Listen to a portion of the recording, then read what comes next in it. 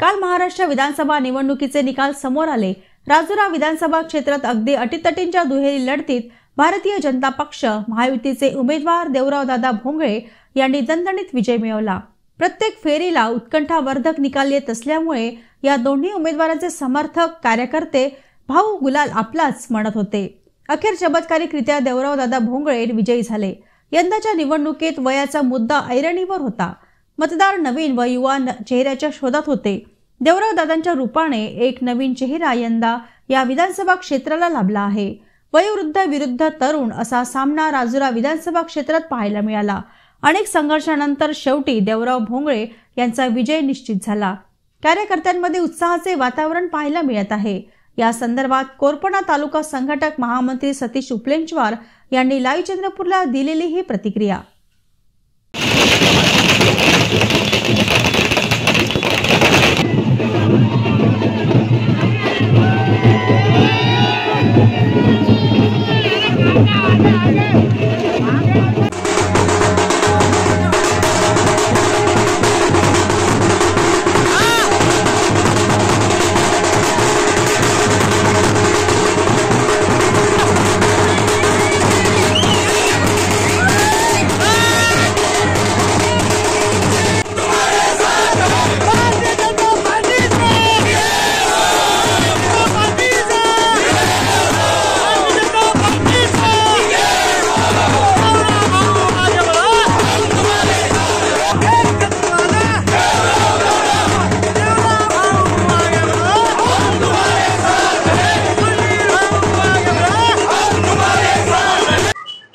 आत्ताच नुकत्या पार पडलेल्या विधानसभा निवडणुकीत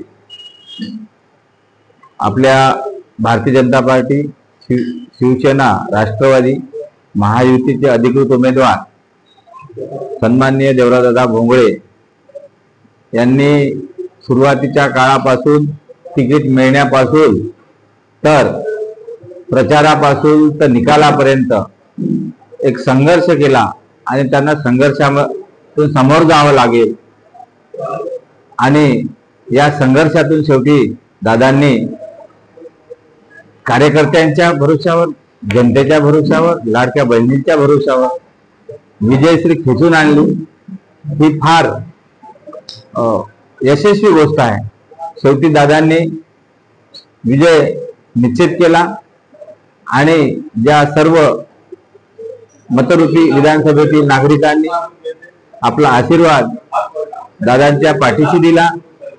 दादा नक्कीच या विधानसभेचा चेहरा मोहरा बदलून टाकणार यात ते मात्र शंका नाही। मी तालुका संघटन महामंत्री या नात्याने सर्व मतदारांचे मी जाहीर आभार मानतो।